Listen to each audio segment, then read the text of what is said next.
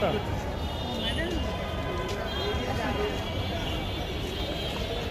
ঠিক আছে হ্যাঁ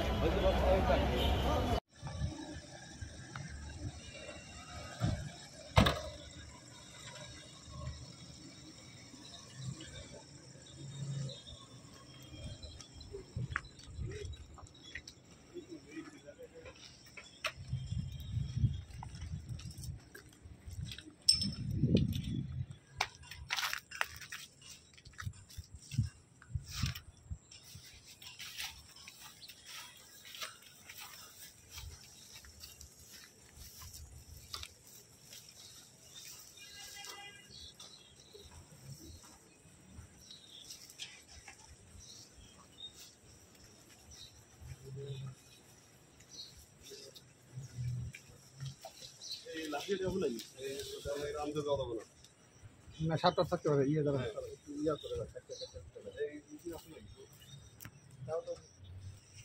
এদিকে বাচ্চাদের বাইরে কত দূরে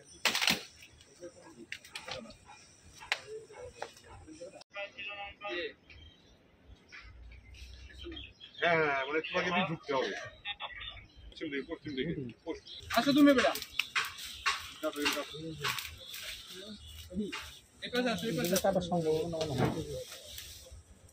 ওই গাছের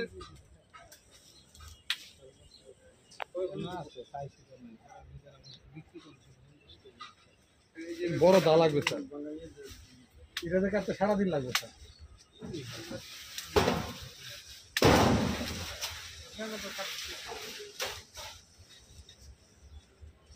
আমাদের সে বড় হাতোয়া নাই আসলে তো নাই সময় আছে ওই কলারটা এগুলো কেটে নেন কলারটা এগুলো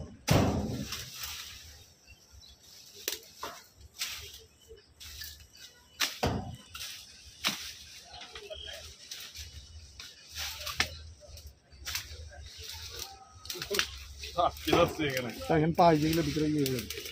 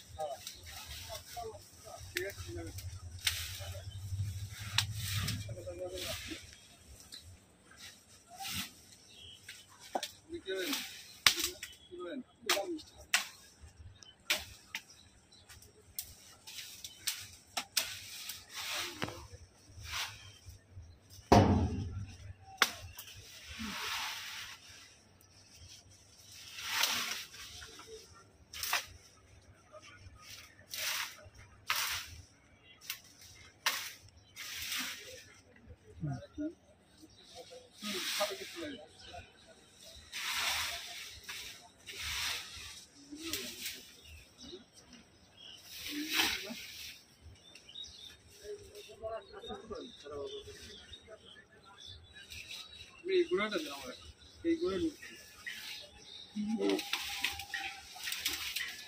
একজন টান দেন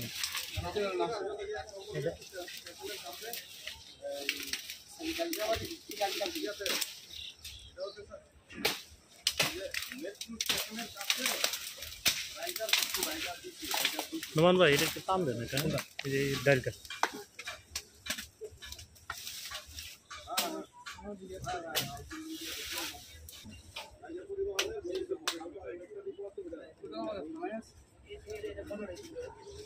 সারা সাইড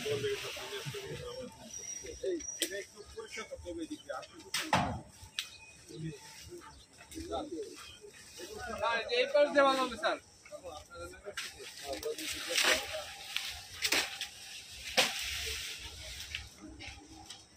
কোন জায়গায় দেখাই দিস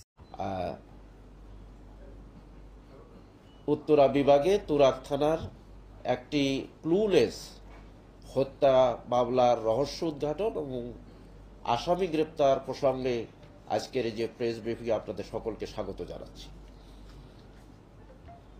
গত 17 জানুয়ারি 2025 খ্রিস্টাব্দ তারিখে জনৈক আনোয়ার হোসেন শিকদার এর মিসিংকে কেন্দ্র করে 18 জানুয়ারি 2025 খ্রিস্টাব্দ তুরাগ থানায় একটি মিসিং জিডি হয়।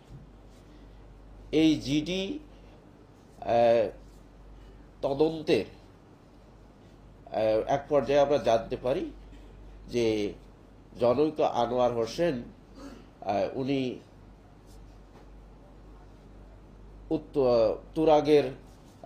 তুরাগের মেট্রো গোল চত্বর সংলগ্ন যে ডেস্কো অফিস রয়েছে, সেই ডেস্কো অফিসের পূর্ব পাশে রায়দা বাসের যে ডিপো, সেখানে তিনি হত্যা হয়েছে এবং তার এই হত্যাকাণ্ডে জড়িত ছিল সেখানকারই যে রায়দা বাসের ড্রাইভার, হেল্পার এবং ওখানকার যারা নাইট গার্ড ছিল। তো এই যে জিডি তদন্তের ধারাবাহিকতায় আমরা জানতে পারি যে জনৈক আনোয়ার হোসেন তিনি উত্তরা 7 নম্বর সেক্টরে 26 নম্বর রোডে 14 নম্বর বাসায় থাকতেন।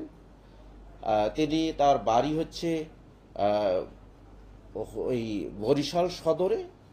তিনি ঘটনার দিন অর্থাৎ 17 জানুয়ারি 2025 খ্রিস্টাব্দ সকালে 9টার দিকে তিনি বাসা থেকে বেরিয়ে আসেন। বাসা থেকে বেরিয়ে তিনি এই যে বাস ডিপো, রায়দা বাসের বাস ডিপো, তিনি এই বাসটি অপারেশন করতেন। তিনি এই কিছু বাসের তিনি মালিকও ছিলেন এবং ডিপোতে তিনি পরিচালনা করতেন। তো তিনি চলে আসেন সেখানে। 11টার দিকে, সকাল 11টার দিকে তার এই হত্যাকাণ্ডের এই ঘটনাটি ঘটে। আমরা এই জিডি তদন্তের এক পর্যায়ে আমরা জানতে পেরেছি যে এই আনোয়ার হোসেনের সাথে যে রায়দা বাসের ওখানকার যে ড্রাইভার, একজন ছিলেন নাম হলো আসাদুল এবং আরেকজন ছিল সবুজ, এবং আরও তাদের সাথে যারা ওখানে হেল্পার এবং নাইট গার্ড ছিল, প্রায় 5-6 জন মিলে এই হত্যাকাণ্ডটি ঘটিয়েছে। আমরা এই জিডি তদন্তের ধারাবাহিকতায় আমরা বিভিন্ন সময় অপারেশন চালিয়েছি। বিভিন্ন যখন যে তথ্য পেয়েছি সেই তথ্যকে আমরা অনুসরণ করে আমরা এই রহস্যটি, তার মিসিং রহস্যটি উদ্ঘাটন করার চেষ্টা করেছি। বিভিন্ন সময় আমরা বিভিন্ন জায়গায় অপারেশন করেছি। শেষ পর্যায়ে গত 25 মে 2025 খ্রিস্টাব্দ তারিখে আমরা জানতে পারি যে এই হত্যাকাণ্ডে যারা জড়িত ছিল আসাদুলের সাথে ছিল আপনার সাজ্জাদ, তার সাথে ছিল সবুজ, তার সাথে ছিল আপনার শাকিল, তার সাথে ছিল আপনার কালাম এবং আসাদুলের একজন ভাগ্নের নাম, আমরা নামটা জানতে পারিনি। আমরা অপারেশন চালিয়ে আশুলিয়া এবং সাভার এলাকা থেকে আমরা 3 জনকে গ্রেপ্তার করি। 3 জনকে গ্রেপ্তার করে একজনের নাম হচ্ছে আবুল কালাম নামে পরিচিত, একজনের নাম হচ্ছে শাকিল, একজনের হচ্ছে সবুজ। এরা রায়দা বাসের ড্রাইভার, হেল্পার এবং নাইট গার্ডও গিরিও ওখানে করেছেন। তাদেরকে ব্যাপক জিজ্ঞাসাবাদে আমরা জানতে পেরেছি তারা এই হত্যার সাথে জড়িত। তারা স্বীকার করেছে নিজেদেরকে জড়িত করে, নিজেদের দোষ স্বীকার করে যে তারা এই আনোয়ার হোসেনকে হত্যা করেছে। তারা জানিয়েছে আমাদের যে এই হত্যায় মূল পরিকল্পনাকারী হচ্ছে আসাদুল এবং সবুজ, এবং আসাদুল এখানে মেইন ভূমিকাটা পালন করেছে। তো এই ঘটনাটি ঘটেছে কিভাবে আমরা তাদেরকে জিজ্ঞাসাবাদে জানতে পেরেছি যে ঘটনাটি ঘটেছে যে জনৈক আনোয়ার হোসেন তিনি এই রায়দা বাসকে ক্রয় বিক্রয় এবং অর্থ দেনা পাওনা নিয়ে তাদের মধ্যে বিরোধ হয়। জনৈক আনোয়ার হোসেন একটি বাস আসাদুলের কাছে বিক্রি করে 18 লক্ষ টাকায়, এই প্রতি মাসে 50,000 কোটি টাকা দেওয়ার কিস্তিতে। কিন্তু এভাবে আসাদুল প্রায় 12 লক্ষ টাকা পরিশোধ করেছে। শেষ পর্যায়ে এসে জনৈক আনোয়ার হোসেন, যিনি হত্যাকাণ্ডের শিকার হয়েছেন, আনোয়ার হোসেন শিকদার, তিনি একটা ডেডলাইন দিয়েছেন যে 17ই জানুয়ারি 2025 তাকে টাকা দিয়ে দিতে হবে, বাকি টাকা বাসের। যদি না দিতে পারে তাহলে তার বাসটি সে নিয়ে নেবে এবং তার যে আগে 12 লক্ষ টাকা দেওয়া আছে এই 12 লক্ষ টাকা ফরফিট হয়ে যাবে। এটি আরেকটা ইস্যু হচ্ছে যে সবুজ নামে যে ওখানে আরেকজন নাইট গার্ড ছিল এবং সে বাসও চালাইতো, সেও 2.5 লক্ষ টাকা ইয়ের কাছ থেকে, আনোয়ার হোসেনের কাছ থেকে ধার নিয়েছিল।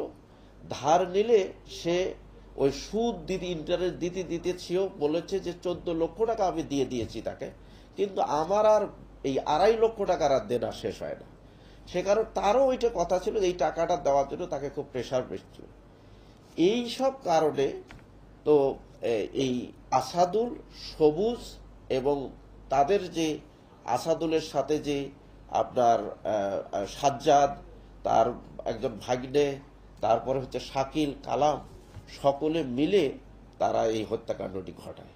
এবং তারা 17 তারিখ 2025, 17ই জানুয়ারি 2025 খ্রিস্টাব্দে সকাল 11টার দিকে প্রথমে তাকে ওই যে রায়দা বাসের যে ডিপো তার ব্যাক সাইডে নিয়ে তাকে প্রথম ওই লোহার পাইপ দিয়ে তাকে বাড়ি মারে মাথায়, তারপরে ধারালো ছুরি দিয়ে তার গলায় ছুরি চালিয়ে তাকে হত্যা করে তাকে সেখানে ডিপোর উত্তর সাইডে কাশবন রয়েছে, ওই কাশবনের মধ্যে তাকে ঢেকে, ত্রিপল দিয়ে ঢেকে রাখে।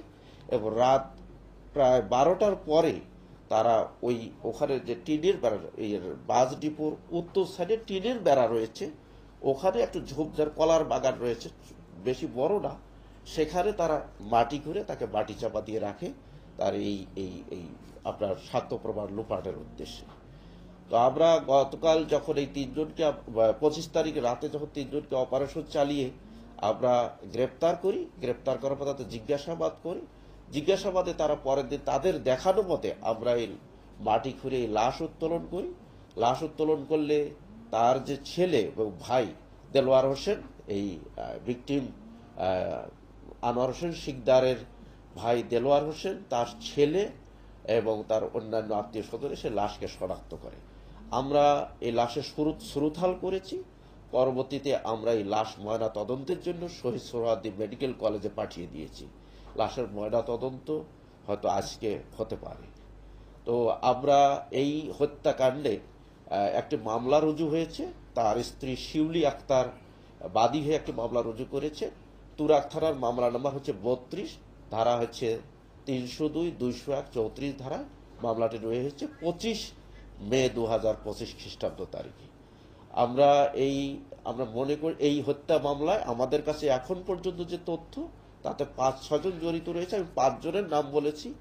একজন হচ্ছে আসাদুল, একজন হচ্ছে সবুজ, একজন হচ্ছে আপনার সাজ্জাদ, একজন শাকিল, একজন হচ্ছে কালাম, আর হচ্ছে আসাদুলের ভাগ্নে।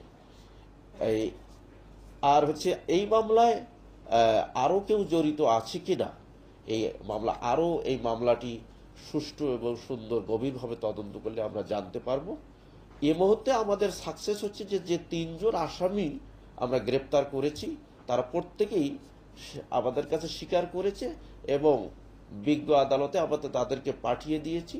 তারা নিজেদেরকে জড়িত করে দোষ স্বীকার করে বিজ্ঞ আদালতে জবানবন্দি সিআরপিসি 164 ধারায় স্বীকারোক্তিমূলক জবানবন্দি প্রদান করবে। আমরা আশা করছি আজকে 164 হয়ে যাবে। ধন্যবাদ আপনাদের।